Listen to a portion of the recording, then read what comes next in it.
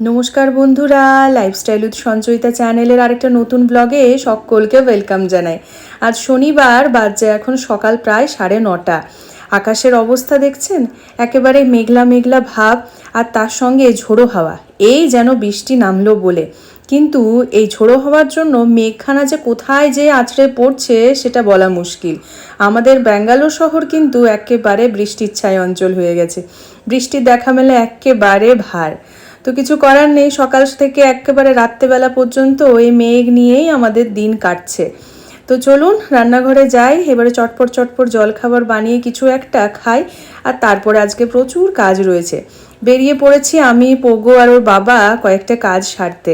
চলুন আপনারাও আমাদের সাথে। প্রচণ্ড রোদ, এখন বৃষ্টি টিষ্টিও হচ্ছে না, আর রোদের তেজটাও বেড়ে গেছে। তবে ওই যা গরম নেই। বহুদিন পর আজকে এসছি স্টার মার্কেটে।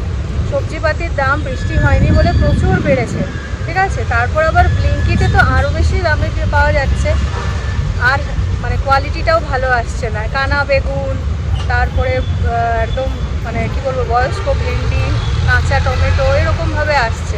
তো বলি এত দাম দিয়ে তো জিনিসপত্র যখন কিনছি তারপরেও বাজে আসছে, তখন এই কদিন আর ব্লিঙ্কিটের উপর ভরসা করে থাকলে চলবে না। আমাদের বাড়ির পাশেও একটা দোকান রয়েছে যেখানে যাই মাঝে মধ্যে। তো মনে হলো আজ শনিবার একটু বেরোই, আর একসঙ্গে গোটা সপ্তাহে সবজি মার্কেট বা টুকিটাকি অনেক কিছু গ্রসারিজ থাকে, মেনলি ডিমার্ট থেকেই নিয়ে আসি, কিন্তু টুকিটাকি কিছু শেষ হয়ে গেলে তখন মনে হচ্ছে এখান থেকে নিয়ে নিই। চলো যাওয়া যাক।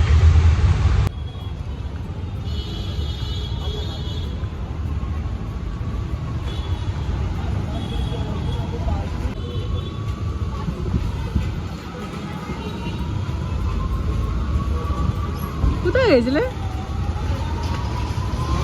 জেপ্টো বা ব্লিঙ্কিট থেকে সবজিপাতি কিনে বেশ সুখেই দিন কাটছিল এতদিন, কিন্তু সেই সুখ আর সইল না। এত বেশি দাম বেড়েছে সবজিপাতির, আর ব্লিঙ্কিটে তাহলে আরও চড়া হয়ে গেছে। তাই একবার দেখতে এলাম স্টার মার্কেটে মোটামুটি আমরা সবচেয়ে সস্তায় সবজিপাতি পাই। তো এখানে কীরকম দাম এখন চলছে। সত্যি ক্যাপসিকামের দাম তো বেড়েইছে, আর ফুলকপি ঠিকই আছে, 20 টাকা 22 টাকা পিসই থাকে। এখানে সুইট কর্নেরও দাম মোটামুটি ঠিকই আছে। ভেন্ডির দামও দেখলাম ভালোই রয়েছে, তবে ওই যে নিজের হাতে বেছে কচি কচি ভেন্ডিগুলোকে নিতে পাচ্ছি, কানা বেগুনগুলো সরিয়ে ভালো বেগুনগুলো দেখতে পাচ্ছি। এখানে 2 ধরনের বেগুন পাওয়া যায়, ভর্তা বেগুন আর সাম্বার বেগুন। মোটামুটি এই হলো সবজিপাতির বাজার হাট। তো সমস্ত কিছু নিয়ে এই দেখুন আমার কার্ট একেবারে ভর্তি হয়ে গেছে। আমি লাইনে দাঁড়িয়ে পড়েছি, কিন্তু পোগো আর অনির্বাণের এখনও দেখা মেলেনি। তারা একটা একটা করে জিনিস এনে সেই কার্টে ভরছে।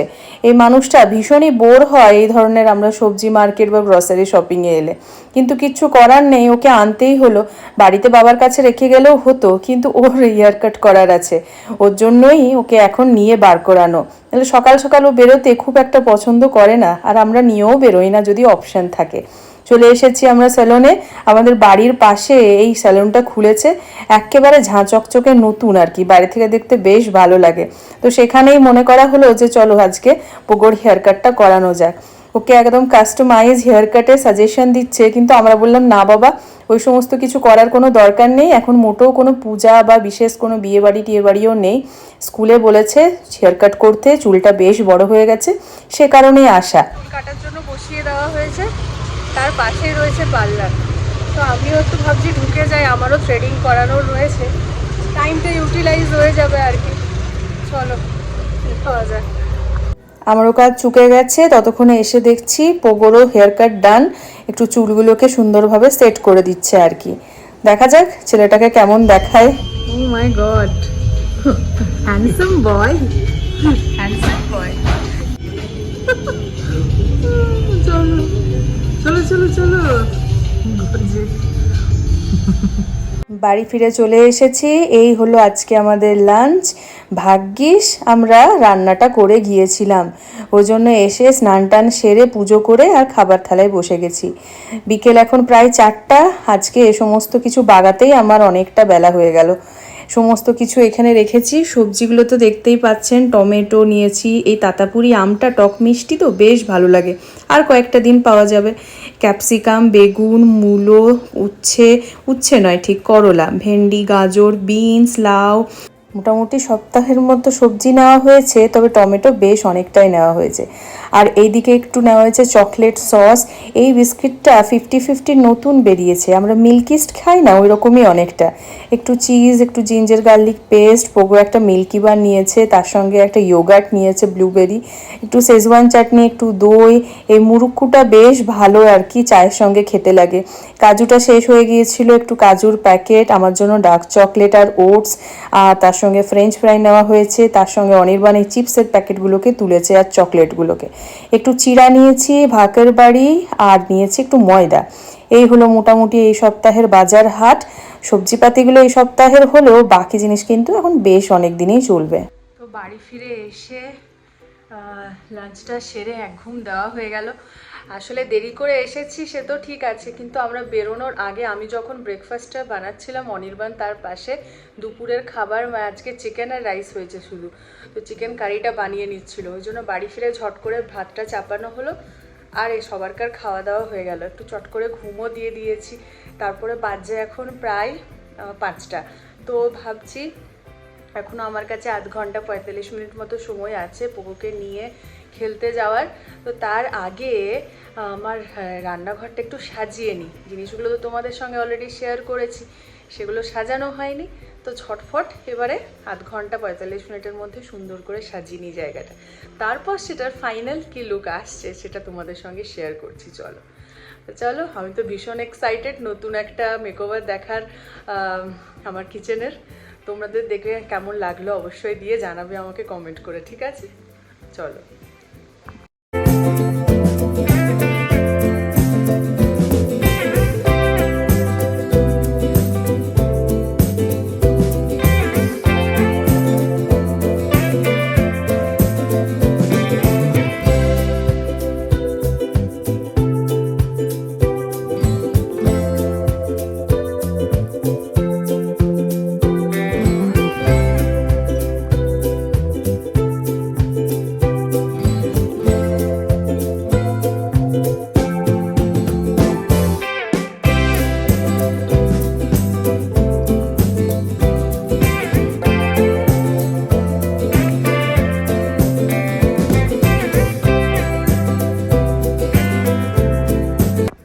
ছেলের জন্যে খেলনা এনে যখন বাবা সেটাতে বেশি ইন্টারেস্ট পায়, ইভেন ছেলের থেকেও বেশি, তখন এই জিনিসটাই হয়।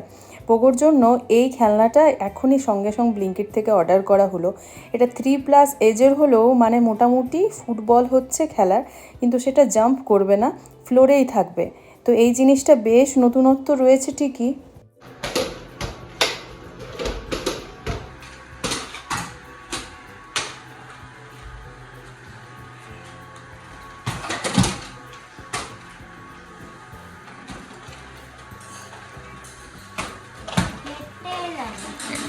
সন্ধে এখন বাজছে প্রায় 7:30। আবার আমরা বেরিয়েছি বাকি কাজগুলো সেরে নিতে। আসলে স্কুটিটা সকালবেলায় দিয়েছিলাম সার্ভিসিংয়ের জন্য, মোটামুটি বিকেল 5টা পর্যন্ত ওরা রেডি করেই দিয়েছিল, কিন্তু তখন আমাদের আর আসা হয়নি। যাই হোক, ঝিমিক ঝিমিক বৃষ্টি পড়েছে, দেখতে পাচ্ছেন সিটে কীরকম জল জমেছে। সিটটাও চেঞ্জ করা হলো, একেবারে নতুন হয়ে গেছে আমার স্কুটিখানা। আমরা এসেছিলাম আবার সেই ইন্ডাকশানের খোঁজে, এখনো অবধি আমাদের ইন্ডাকশানটা সারানো হয়নি। আমাদেরও ভুল, আমরা ফোন করে আসি না। প্রত্যেক স্যাটারডে এলে আমাদের মনে পড়ে যে ইন্ডাকশানটার খোঁজ নিতে হবে বলে। তো যথারীতি আজকেও এই সময় এসছে যখন নেই, আর সারানোও হয়নি। কি আর করা যায়, চলো। কিন্তু এখন যা ক্রাইসিস চলছে গ্যাসের, এখনও অবধি আমাদের একটা শেষ হয়ে গেছে, মানে স্টকে নেই। এরপরে যে কোনো দিন, মানে 10 কেজি ছোটো গ্যাস লাগানো হয়েছে, এরপরে যে কোনো দিন যদি শেষ হয়ে যায় মুশকিল পড়ে যাবে। এবার কি হবে?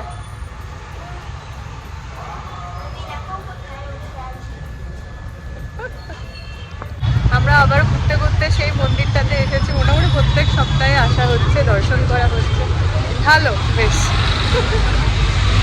বেরোলে এই রাস্তাটা দিয়ে বেরোবার সময় মনে হয় একবার দাঁড়ায় ভেতরে ঢুকি, প্রণাম করি, তাহলে যাওয়া যায়। আজকে বেশ ভিড় রয়েছে।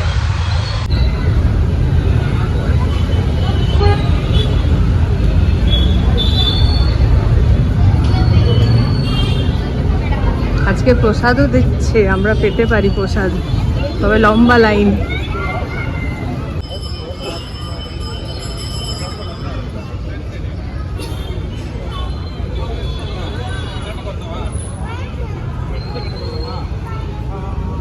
বেশ অনেকক্ষণ লাইনে দাঁড়ালাম ঠিকই, কিন্তু যতক্ষণে আমি ওই ভোগের সেন্টারের কাছে পৌঁছালাম মোটামুটি শেষ।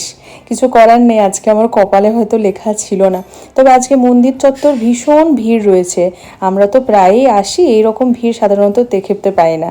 তো যাই হোক, কিছুক্ষণ এখানে রইলাম, বেশ ভালো লাগলো। ঘন্টার আওয়াজটা এই মন্দিরের কেমন যেন মনটা ভালো করে দেয়। বাড়ি ফিরে চলে এসেছি, আর সকালবেলায় যে ভুট্টাগুলো আনা হয়েছে সেগুলোই একটা অনির্বাণ আমাদেরকে রেডি করে দিয়েছে।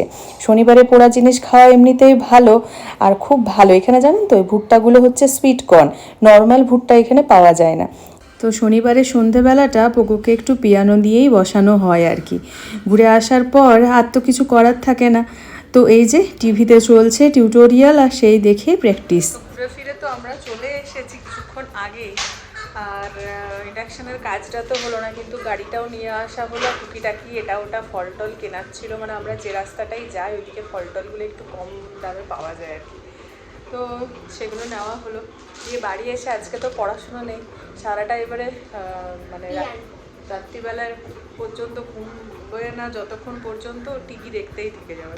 সেখানে এই সময়টা শনিবারটা বিকেলবেলাটা পিয়ানো নিয়ে বসানো, বিকেলবেলা না মানে সন্ধ্যেবেলা রাত্রিবেলা পিয়ানো নিয়ে বসানোর একটা রুটিন বানানো হয়েছে। আর চুল কাটিংটা কেমন হয়েছে একটু দেখিয়ে দিই সবাইকে, দাঁড়াও দেখিয়ে দেখি। ও মা, দারুণ লাগছে। তো ওটাই আমরা বলছি, একেবারে কিউট পোগো থেকে হ্যান্ডসাম পোগো হয়ে গেছি। আচ্ছা, 1 2 3 এই 51 এর পর কি 52 করো? আচ্ছা 1 2 3 বাবার বাড়ি। আচ্ছা, আমরা সবাই এখানে পৌঁছে গিয়েছিলাম, দিয়ে এই সাপের কামড়ে আমরা একদম নিচে নেমে এসেছি। মাম্মাকে দেখো। বাবার গুটিটা কই? বাবার গুটি তো উড়ে গেছে। কোথায় ছিল? মনে হয় 13 ছিল। 1 3 13 হ্যাঁ 13 है এখানে চলে গেছে। না এটা কিছু না, আরেকটা। বহুদিন পর আজকে একসঙ্গে আমরা তিনজনে মিলে কোনো জিনিসটা নিয়ে বসেছি। পোগোর ইচ্ছায় আজকে সাপ সিঁড়ি নিয়ে একসঙ্গে আমরা তিনজন বসলাম আর কি। তো সাপ সিঁড়ি খেলাটা এমনিতে তো ইন্টারেস্টিং ঠিকই, কিন্তু একবার শুরু হলে আর শেষ হতে চায় না। এই যেমন আমি 99-এ পৌঁছে ওই বড় সাপটা খেয়ে একেবারে চলে গেলাম 17-এ। কী আর করা যায়, অনির্বাণও উঠে গিয়েছিল প্রায় অনেকটাই, কিন্তু ওই জোড়া সাপ খেলো আর একেবারে নিচে পৌঁছে গেল দেখুন। তো এইভাবেই চলতে থাকলো, কিছুক্ষণ সময় কাটলো বেশ ভালো আর কি। এই ধরনের খেলাগুলো একসঙ্গে খেলতে বেশ ভালো সময় কাটানো যায়। পোগো বেশ এনজয় করছিল, ওর কাছে তো ভীষণ নতুনত্ব রয়েছে আর কি, নতুন নতুন করে অ্যাডিশন করছে, একটু একটু করে শিখছে, বেশ ভালো, বেশ মজা করছিল। তো যাই হোক, চলুন ব্লগটা এখানে শেষ করছি, দেখা হবে পরের ব্লগে। Thanks for watching.